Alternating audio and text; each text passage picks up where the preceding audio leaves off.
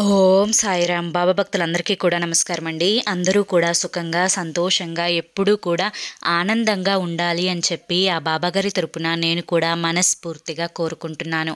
ఈరోజు బాబాగారు అందించే సందేశం ఏంటి అంటే కనుక, తల్లి, ఏ కష్టం వచ్చినా కానీ, ఏ నష్టం వచ్చినా కానీ, నీ కష్టానికి నష్టానికి బాధలకి అన్నింటికీ కూడా కేవలం 11 రోజుల్లో ముగింపు పలికే అవకాశం నీ ముందుకు ఈరోజు తీసుకువచ్చాను. ఈ అదృష్టం అనేది నీకు మళ్ళీ రాదమ్మా, ఇప్పుడే ఈ హనుమంతుణ్ణి తాకు అని చెప్పి ఏదో ఒక తెలియని సందేశం గురించి ఈరోజు బాబాగారు మనకి అందించాలి అనుకుంటున్నారండి. మరి బాబాగారు ఏ సందేశం అందించినా కూడా అది మన భవిష్యత్తుకు పునాది అని చెప్పి మనందరికీ కూడా తెలిసిన విషయమే కదా. మరి సందేశం వినే ముందు ఎవరికైతే బాబాగారు అంటే నమ్మకం గౌరవం ఉంటుందో వారందరూ ఈ వీడియోకి ఒక చిన్న లైక్ ఇచ్చి వినండి. ఇక చాలామంది కూడా అడుగుతున్నారండి, అక్క కష్టాలు పడుతున్నాము, బాధలు పడుతున్నాం అక్క, మీకు తెలిసిన ఎవరైనా గురువుగారి నెంబర్ ఉంటే ఇవ్వండి అక్క అని చెప్పి అడుగుతున్నారండి. వారందరి కోసం చెప్తున్నాను, ఈ గురువుగారు మనకు తెలిసిన గురువుగారేనండి. శ్రీ షిరిడి సాయిబాబా ఆశీస్సులతో జ్యోతిష్యం చెప్పబడును. గురూజీ శివరామరాజు గారు. Phone number 9959422552. మీరు ఇప్పటి వరకు ఎన్నో చోట్ల జ్యోతిష్యం అనేది చెప్పించుకొని మీరు ఆశించిన మార్పులు మీ జీవితాలలో జరగక బాధపడి ఉంటారు. ఈ గురువుగారి దగ్గర అలా ఉండదండి. మీ సమస్యలు ఏవైనా కానివ్వండి, ప్రేమ, పెళ్ళి, ఉద్యోగం, రాజకీయం, సంతానం లేక ఇబ్బంది పడుతున్నా, భార్యాభర్తల మధ్య గొడవలున్నా, అప్పుల సమస్యలున్నా, శత్రువుల సమస్యలున్నా, ఇలా ఎటువంటి సమస్యలున్నా కానీ మీరు ఈ గురువుగారికి చెప్పినట్లయితే గురువుగారు ఆ సమస్యలకు తగిన పూజలు చేసి మీకు వెంటనే పరిష్కారాన్ని చూపిస్తారు. గురువుగారు చెప్పింది చెప్పినట్లు 100కి 1000% జరుగుతుందండి. మా జీవితాలలో కూడా ఎన్నో సంతోషాలు ఈ గురువుగారి దయ వల్ల వచ్చాయి. ఇప్పుడే కాంటాక్ట్ అవ్వండి. ఇక బాబాగారి యొక్క సందేశం విషయానికి వస్తే కనుక, తల్లి, కష్టంతో అలసిపోయావు, నష్టాలతో కృంగిపోయావు, ఎన్నో ఇబ్బందులను భరించలేక ఈ యొక్క సముద్రమైన ఈ నిండా లోతు మునిగిపోయిన నీ జీవితంలో నుంచి ఎలా బయటపడాలో అర్థం కాక, ఎటు చూసినా కూడా ఆనందం కనపడక, దిక్కుతోచని స్థితిలో అసలు నా పరిస్థితి ఏంటి అని చెప్పి నా పాదాల మీద పడి కన్నీటిని కారుస్తూ ఉన్నావు. ఏ తండ్రైనా కానీ తన బిడ్డ కన్నీటిని కారుస్తూ ఉంటే ఆ తండ్రి పడే ఆవేదన ఎంత బాధాకరంగా ఉంటుందో వర్ణించలేనిది. ఆ బాధ నిన్ను చూసిన ప్రతిసారి కూడా నా మనసు అనేది పడుతూ ఉంది. కాకపోతే కొన్ని కర్మల ఫలితం అనుసారంగా నీ యొక్క కర్మ ఫలితం ఇదే కాబట్టి, నీ జీవితం ఇలా నిర్ణయించబడింది కాబట్టి నీ యొక్క కష్టాలని కనీసం కొంచెమైనా కానీ తగ్గించే ప్రయత్నాన్ని నేను చేస్తున్నాను. కానీ బిడ్డ, ఈరోజు నీకు ఎంత అదృష్టం కలిసొచ్చింది అంటే కనుక, సాక్షాత్తు ఆ యొక్క హనుమంతుడే నీ యొక్క కష్టాన్ని తీర్చడానికి నీ ముందు నా సందేశం రూపాన ఇది నీ చెవిన పడేలా చూస్తున్నారు. కనుక ఇకపై నువ్వు ఏ మాత్రం ఆలస్యం చేయకుండా మనసులో హనుమంతుణ్ణి తలుచుకుంటూ నేను చెప్పే ఈ సందేశాన్ని పూర్తిగా విని నేను చెప్పినట్లుగా కనుక నువ్వు చేసినట్లయితే సరిగ్గా 11వ రోజుకి నీ యొక్క కష్టం ఏదైనా తీరుతుంది, నీ యొక్క బాధ ఏదైనా తీరుతుంది, నీ యొక్క బంధం గురించి సమస్య ఏదైనా తీరుతుంది, ఆర్థిక ఇబ్బందులు తొలగుతాయి, అనారోగ్య సమస్యలు తొలగుతాయి, అప్పుల సమస్యలు తీరుతాయి, ఉద్యోగం విషయంలో మంచి ఫలితం అనేది వస్తుంది, వ్యాపారం విషయంలో అధిక రాబడి అనేది వస్తుంది. ఇలా అన్ని రకాలుగా కూడా కలిసొచ్చే అద్భుతమైన మార్గం అనేది నేను నీకు ఈరోజు పంపిస్తున్నాను. తల్లి, ఇది చేయడం కొంచెం కష్టంగానే ఉంటుంది, కానీ ఇన్ని కష్టాలని నేను పడుతున్నాను కదా, ఈ చిన్న కష్టం మాత్రం నేను భరించాను అంటే, ఇది ఒక్కటి నేను దాటాను అంటే ఖచ్చితంగా నా యొక్క కర్మ ఫలితాలన్నీ కూడా దూరమైపోతాయి అని చెప్పి మొదట నువ్వు మనసులో సంకల్పం చేసుకో. వేసుకొని నిన్ను నువ్వు ధైర్యంగా మలుచుకొని ఈ యొక్క కష్టాన్ని పడడానికి సిద్ధంగా ఉండు. మనసుతో, నమ్మకంతో, గౌరవంతో, శ్రద్ధాభక్తులతో కనుక చేసినట్లయితే ఇప్పుడు ఈ చిన్న కష్టం అనేది అసలు నీకు కష్టంగానే అనిపించదు అని గుర్తుంచుకో. ఎందుకు ఇలా చెప్తున్నాను అంటే సరిగ్గా 11 రోజులు బ్రహ్మచర్యం పాటించాలి. ఎటువంటి వ్యసనాలు, ఆల్కహాల్, సిగరెట్, ఇంకా పాన్ పరాకు ఇటువంటివన్నీ కూడా ఉంటాయి కదా, అవి ఏవి కూడా ముట్టకూడదు. మాంసాహారం తినకూడదు. బూతులు మాట్లాడకూడదు. సంసార జీవితానికి ఈ 11 రోజులు కూడా దూరంగా ఉండాలి. ఇలా ఈ కఠినమైన దీక్షలు కనుక చేసేటప్పుడు 11 రోజులు చాలా శుతితో, చాలా శుభ్రతతో కనుక ఉన్నట్లయితే నీ యొక్క ఆ కర్మ ఫలితం అనేది దూరం అవుతుంది. కష్టాల నుంచి బయటపడి ఆనందంగా ఉంటావు. ఈ యొక్క 11 రోజులు చేసే ప్రక్రియ ఏ విధంగా ఉంటుంది అంటే ఉదయాన్నే 11 రోజులు కూడా బ్రహ్మ ముహూర్తంలో నిద్రలెగవాలి. అది కూడా ఒక మంగళవారం రోజు నువ్వు మొదలు పెట్టుకోవాలి. అంటే నువ్వు 11 రోజులు నాకు ఏ ఆటంకాలు లేవు, ఏ డేటులు టైంలు లేవు, నేను బహిష్టు అవ్వను, నేను ఈ 11 రోజులు సంసార జీవితానికి దూరంగా ఉంటాను, ఈ 11 రోజులు మద్యపానీయాలకు, వ్యసనాలకు దూరంగా ఉంటాను అని అనుకున్నప్పుడు నువ్వు సరిగ్గా మంగళవారం రోజు బ్రహ్మ ముహూర్తంలో దీన్ని మొదలు పెట్టాల్సి ఉంటుంది. బ్రహ్మ ముహూర్తం అనగా 3:30 నుంచి 5:30 వరకు ఉంటుంది. ఈ 3:30 నుంచి 5:30 వరకు ఉండే ఈ 2 గంటల సమయాన్ని బ్రహ్మ ముహూర్తం అంటారు.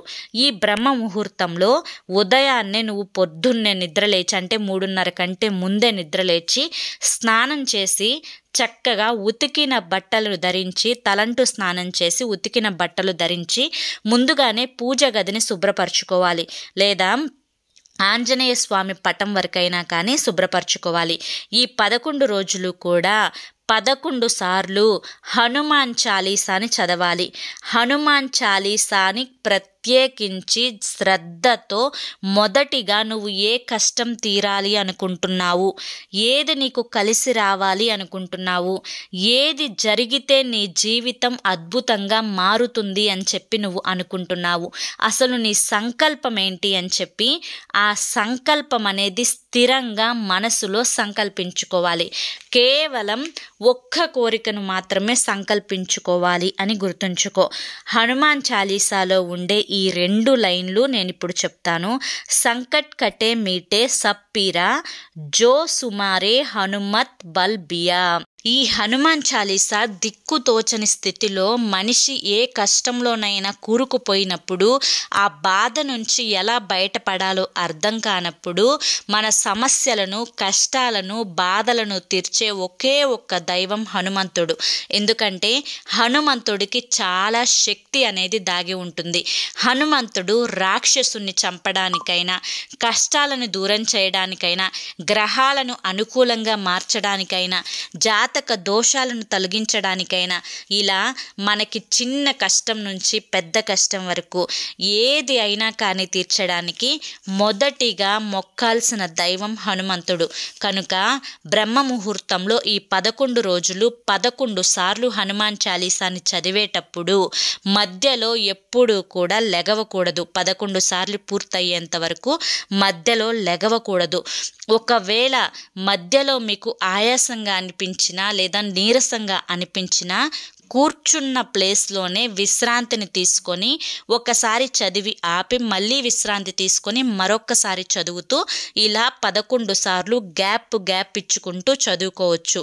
ఇక 11వ సారి హనుమాన్ చాలీసా 11వ రోజు కంప్లీట్ అయిపోయిన తర్వాత లాస్ట్ డే రోజు బజరంగ్ బాణ్ని కూడా చదవాలి అని చెప్పి గుర్తుంచుకోవాలి. ఈ హనుమాన్ చాలీసా చదివే సమయంలో ఆఖరిన తులసీదాస్ గారి పేరుకి బదులుగా మీ పేరును చదువుకోవాలి అని చెప్పి గుర్తుంచుకోండి. ఈ విధంగా చదవడం వల్ల మీ యొక్క సంకల్పం ఏదైనా కానీ తప్పకుండా నెరవేరుతుంది.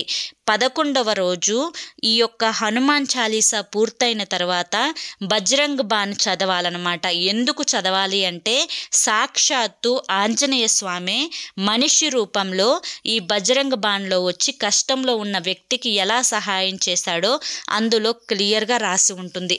కనుక మీరు ఎంతో భక్తి శ్రద్ధలతోటి నియమ నిష్టలతోటి బ్రహ్మ ముహూర్తంలో 11 రోజులు 11 సార్లు హనుమాన్ చాలీసాను కనుక మీరు చక్కగా పూర్తి చేసినట్లయితే 11వ రోజే సాక్షాత్తు ఆ హనుమంతుడే మనిషి రూపంలో వచ్చి మీ యొక్క కోరిక కానీ కష్టం కానీ ఏదైనా కానీ తీర్చి వెళ్తారు.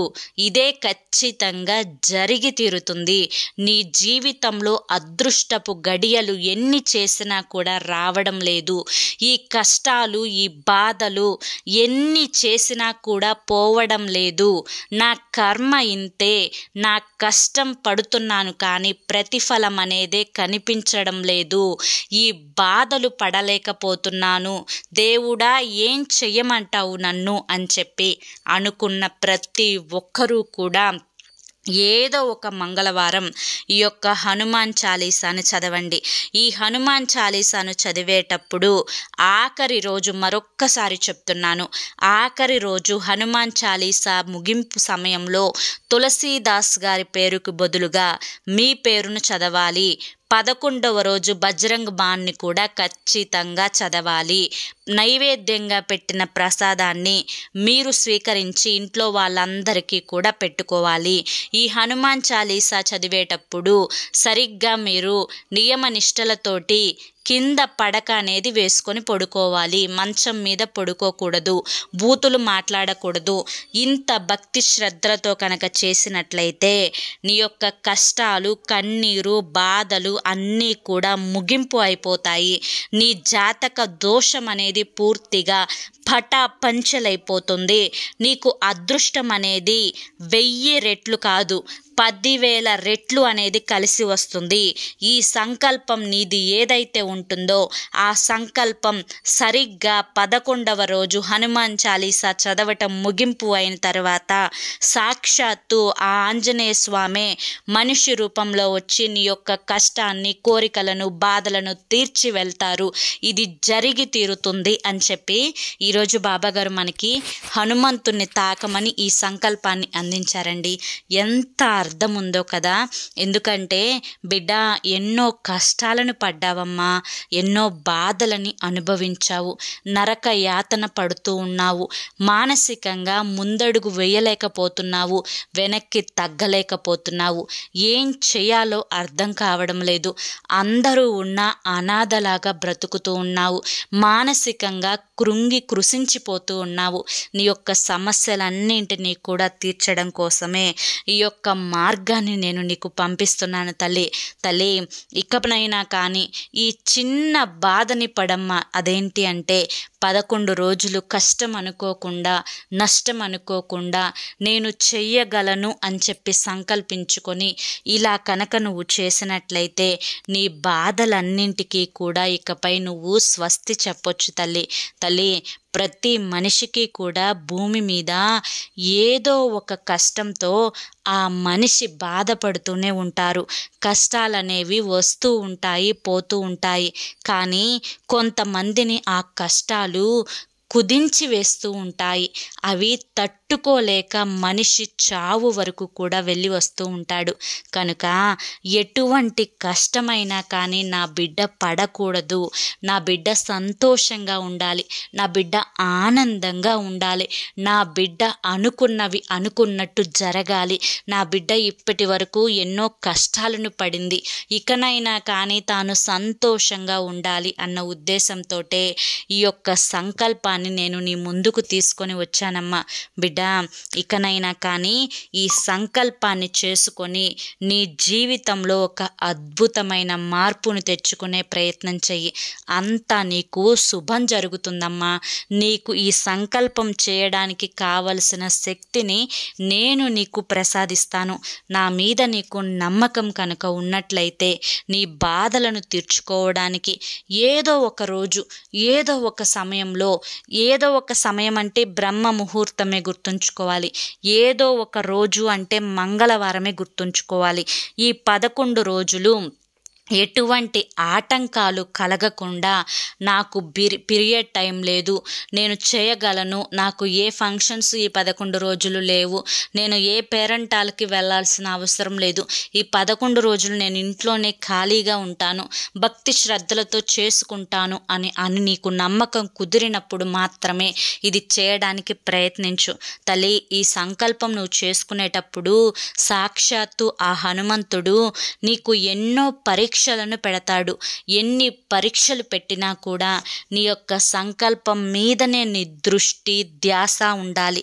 ఇది కనుక నువ్వు జీవితంలో చేసినట్లయితే నీ జీవితం ఈ సంకల్పం చెయ్యక ముందు ఎలా ఉంది, చేసిన తరువాత ఎలా మారిందో చూసి నిజంగా ఆనందపడతావు తల్లి. నా బిడ్డ, ఆనందమే నాకు చాలా ముఖ్యం. ఆ శ్రీరాముని రక్ష నీ మీద ఎల్లప్పుడూ ఉండాలి అని చెప్పి, ఆ హనుమంతుడి యొక్క ఆశీర్వచనాలు నీ మీద ఎల్లప్పుడూ కూడా ఉండాలి అని చెప్పి, ఈ బాబా యొక్క గురుబలం నీ మీద ఎప్పుడు కూడా ఉండాలి అని చెప్పి మనస్ఫూర్తిగా నిన్ను ఆశీర్వదిస్తున్నాను తల్లి. నా బిడ్డ ఇకనైనా కానీ ఆనందంగా ఉండాలి అని చెప్పి ఈరోజు బాబాగారు మనకి చాలా చక్కటి సంకల్పాన్ని అందించారండి. ఈ సంకల్పంలో ఎంతో ఆంతర్యం ఉంది, ఎంతో ఆవేదన కూడా దాగి ఉంది, ఎంతో అర్థం కూడా ఉంది, ఎంతో గొప్ప సలహా కూడా ఉంది. అదేంటో మీ అందరికీ కూడా అర్థమైంది అని చెప్పి అనుకుంటున్నాను. ఈ సంకల్పం మీ అందరూ కూడా చేసుకొని మీ జీవితంలో ఉన్న దోషాలను తొలగించుకొని ఆనందంగా ఉండాలి అని చెప్పి నేను కూడా కోరుకుంటున్నాను. మరి ఈ సంకల్పం మీ అందరికీ నచ్చింది, ఈ సందేశం మీ అందరికీ ఉపయోగపడుతుంది అనుకుంటే ఈ వీడియోకి ఒక చిన్న లైక్ ఇవ్వండి. కింద కామెంట్ సెక్షన్లో ఓం సాయిరామ్, జై హనుమాన్ అని చెప్పి టైప్ చేయండి. ఒకవేళ మీకు టైప్ చేయడం రాకపోతే కనుక నమస్తే సింబల్ కానీ, లవ్ సింబల్ కానీ ఏదో ఒక సింబల్ కామెంట్లో పెట్టేసి వెళ్ళండి. లైక్ చేయడం మాత్రం మర్చిపోవద్దు. మొదటిసారి సాయి పిలుపు ఛానల్లోకి వచ్చినట్లయితే కనుక కింద రెడ్ కలర్లో కానీ, బ్లాక్ కలర్లో కానీ సబ్స్క్రైబ్ అనే బటన్ ఉంటుంది. దాన్ని ప్రెస్ చేసి పక్కనే ఆల్ సింబల్ ఉన్న బెల్ని యాక్టివ్ చేసుకుంటే ప్రతిరోజు బాబాగారి సందేశాలు అనేవి మీకు నోటిఫికేషన్ రూపంలో వస్తాయి.